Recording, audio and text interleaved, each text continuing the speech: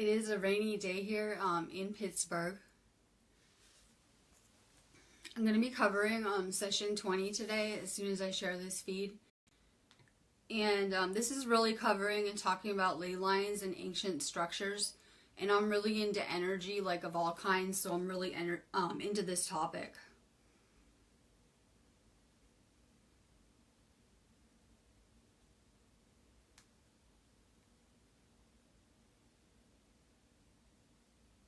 Make sure you guys are staying really grounded with this energy too.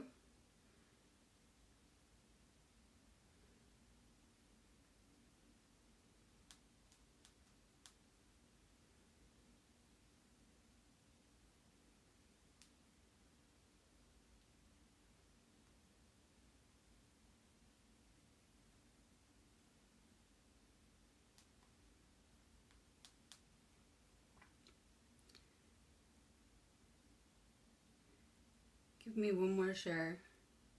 And I'm going to be doing 2 feeds today. I'm going to be doing this one, and then I'm going to do my news and cards as well.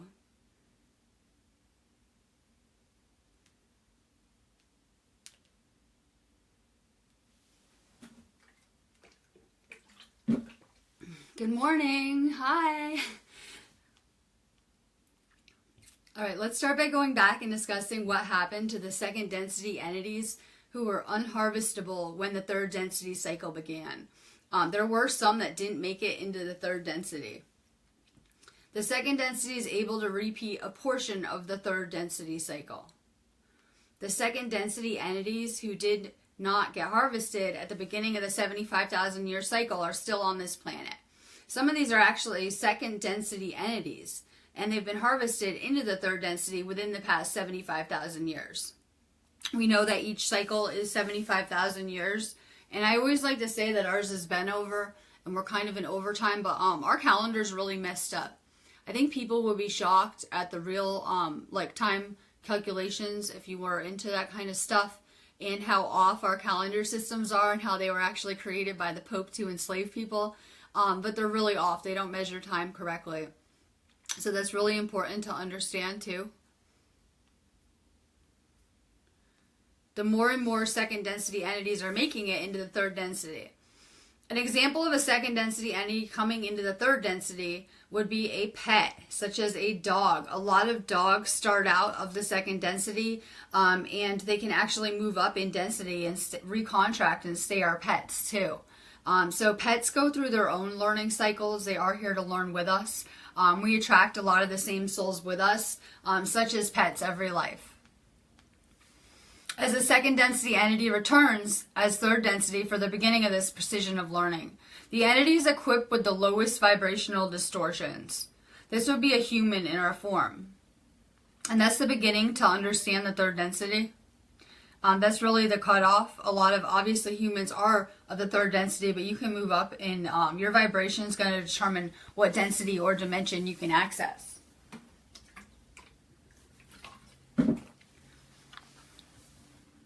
The basic vibration that makes up the physical world changes, thus creating a different set of parameters.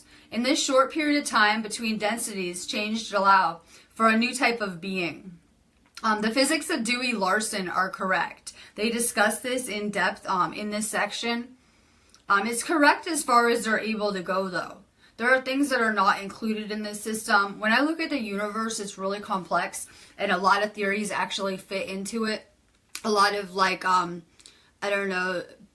just basically a lot with binary codes, string theory, vibrational type of theories, all types of stuff kind of fit into one thing. It's just so vast, and it didn't really include everything, but it was correct. He used the basic concepts of vibration and vibrational distortions to understand gravity and the dimensions.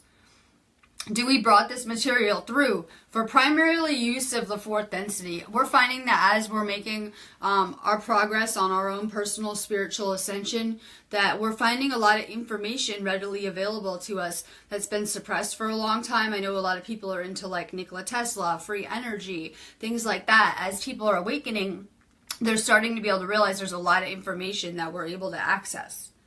So it was actually saved for people going into the fourth density. As soon as the third density started 75,000 years ago, we had incarnate third density entities. The average lifespan was 900 years old at the beginning of that cycle. The average lifespan grew shorter as we progressed into third density experience. Our planet developed vibrations by the second major cycle, which shortened the lifespan dramatically. A major cycle is 25,000 years. At the end of the first major cycle, the average lifespan was 700 years. In 25,000 years, we lost 200 years of lifespan. The reason for this shortening of lifespan was because people were not in a harmonious vibration with each other. In the first cycle, this did not occur because people were more dispersed, but there was a growing distortion towards separateness. When we're in conflict with each other, we're actually in conflict with ourselves. It is really bad for the body to live in disharmony. The goal is to always be in peace, love, and harmony. At the start of one of these cycles, there could have been either a positive polarization that would generally occur over the 25,000 years or a negative polarization. The reason for the negative polarization was the shortening of the lifespan was due to the lack of building a positive orientation. If there's no progress, then the process is gradually lost. There's a danger in remaining unpolarized. So it's better to polarize things in a negative capacity than to leave them unpolarized. At the beginning of the 75,000 year cycle, we had a mixture of entities. Those who had graduated from second density on Earth to become third density, and then a group of entities transferred from the planet of Mars. We know that as the red planet. They were to continue third density here. Those that were transferred to this planet were in the middle of their third density cycle. So this third density planet was an adaptation rather than a new beginning. So they just got added to our cycle. They didn't actually start a cycle over. One half of the entities of the third density were entities from the red planet Mars. 1/4 from second density of our planet were from other sources. Other planets whose entities chose to come to this planet for third density type work. These groups tend not to mix. This unmixing leads to a possibility of warlike energy between these groups. That's why you see a lot of war on this planet, because there's naturally a lot of groups of souls here that wouldn't get along with each other normally, I guess. This helps shorten our lifespans, unfortunately. People really, I took a lot of psychology in college, and they have fight or flight responses, and we're always living in a state of flight or whatever, and it's really bad for the body. That's why they're always using fear to kind of keep people in that state, because then people don't grow. They don't evolve in that way. 900 years is the optimum lifespan of the body of the third density. We have 100 times as an intensive of a program of catalyst action than any other of the densities. So this density is 100 times harder than any other density. During the first 150 to 200 years, a person is going through a process of a spiritual childhood normally. The remaining time is for that person to understand their experiences. So that means that a lot of people now are still in that spiritual childhood kind of phase because of how our lifespan got shortened. Back in the first 25,000 year period or major cycle, aid was given by the Confederation to the entities who were in this 25,000 year period so that they would have the opportunity to grow. The Confederation members, which dwell in inner plane existences within the planet, worked with these entities. And they're talking about the inner Earth too. There was aid in one of the Confederations which worked with those of Mars in making this transition. If maximum efficiency had been achieved in this 25,000 year period, the entities would have polarized either towards service to self or towards service to others, or one or the other. They would have made them harvestable by the end of the 25,000 year period. And we know that there was no harvest, and that those entities are now back in this cycle with us. The Confederation was watching and expecting to see a harvest at the end of the 25,000 year period in which a percentage would be harvestable. Fourth density positive and a percentage harvestable, fourth density negative. And they describe it like this. They give a little allegory in this section.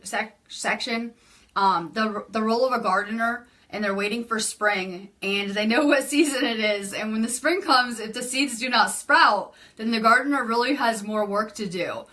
So they really say they seed this planet, and that's how they describe it, kind of like a garden. There was neither a harvest of positive or negative entities at the end of that 25,000 year cycle, like I said. The Orion group gave information that prevented the harvest. We know that there are negative entities here, such as the Orion group. A lot of people refer to them as reptiles, things like that. There is a split that occurs when an entity either consciously or unconsciously chooses their path. A lot of people are choosing their path and not realizing it. I was living really unconsciously, and I would say I was service to self only because I was really focused on myself and didn't really know what was going on, was pretty disoriented a lot of the time. So it's really easy to do that living unconsciously. We have a choice, service to self or service to others. That ultimately is how people get sorted. This split exists because our polarity is like electricity. When dealing with electricity, if you have no polarity, then you have no electricity. Therefore, you have no action. Consciousness works the same way. If we have no polarity in consciousness, we also have no action or experience. The concept of service to self and service to others is mandatory if we wish to have work, whether it be work in consciousness or work of a mechanical nature. And the Newtonman concept in the physical, there's only one atomin. The coil is wound, which is potential, and it's ready. The only thing that is missed without polarizing is the charge. The charge is provided by individualized consciousness. This is done when the inpouring and instreaming energy by the choices of free will. And then I'm going to shift gears and we're going to talk about ancient structures. I'm really into energy in all capacities and things like that. So I'm really into the ley lines in a lot of these structures. And we're going to talk about Nazca, and that's in Peru. Nazca is a city and a system of valleys on the southern coast of Peru. The name's derived from the Nazca culture. There are some statue formations here made of rock and earth. Like a lot of rock formations, these ones are on a ley line. Even though these formations can only be seen by air, there's a benefit because they're charged with powerful energy. We know that any of these structures have a good effect or a bad effect and are charged in some capacity to affect consciousness. If you're walking along the region, you can't see anything. All you can see is surface disruption. If you go up to a high altitude, you can see the patterns. When it was formed 60,000 years ago, it was formed and was arranged in powerful structural designs that were visible from a vantage point at the distance of the distant hills. At the time, there were hills overlooking these lines. Wind and weather have eroded these structures in the surrounding countryside. These lines and structures are just faint traces of what they used to be. You can see them from really like with aerial photography, and they look insane. They have like a bird carved into it and other kind of like shapes and things like that. And a lot of these places have very spiritual energy. That's why these structures are not coincidentally arranged around the world. I was seeing a really interesting thing on crop circles about how most of them are in the UK, and the reason why is because all the world's water comes from the UK, believe it or not. So the crop circles are actually healing all of the world's water because all of the water is flowing through these points, and it's really trying to help detox our water because our planet is so toxic at this point. I don't think people realize that. It's becoming really dangerous. So these crop circles serve that purpose of healing the water. The Orion group used telepathy or thought transfer to arrange the stones of Easter Island. These ones were arranged in a negative capacity. These are the only ones that and I'm really into these kind of ley lines. They have a lot of pyramids in China that are really hidden. They don't even have like photographs of them, and they really have them worldwide. But these are like charged in a negative capacity. They're the only ones that I can think of that are charged in a negative capacity. All the other ones are positive. These stone structures are in our Central American regions. These stone arrangements are to suggest or strongly influence power. These stone heads influence people to take the path of service to self. And someone was like, I think you mean service to others. No, service to self. They really put out a bad vibration just because of the structures and how they've been programmed. You can really program crystals and stones in whatever capacity you really wanted to. People were living in such a way that they were at the mercy of forces they couldn't control. A rock formation is an entity that's charged with power. It's possible for the person to use their free will to ascribe to this power. Power over things that can't be controlled. This has the potential for further distortions of power over others. These heads were constructed by thought after a scanning of the deep mind and a trunk of the mind's tree. Looking at the images caused the viewer experiencing it to be in awe. The Orion entities formed these structural formations at a distance by thought. A few of them were created in later times as an imitation. These ones that were recreated by people on Earth, there were ones that were recreated that people made that looked like the original ones in whatever capacity. The fourth densities of love or understanding, whether it be of love towards self or towards another self. But these were formed 60,000 years ago, and they really give like a negative vibe off of them, and they don't really have the best energy, but there are really beautiful places and beautiful structures on these ley lines. There's really beautiful ones primarily in the UK, Wales, places like that, worldwide, globally. It's pretty amazing. There's even some places in the United States with very beautiful energy. Hawaii, Lemuria was right by Hawaii, and they used to have these beautiful crystals, and they're under lava now, but they still omit a very spiritual energy. And there's some other places like Colorado that has a really spiritual energy. It's near some energy harness points, and the ancient civilizations knew how to harness this. They actually used it for things like electricity and higher tech things than we would think. I'm gonna let you guys go on that note. Love and light.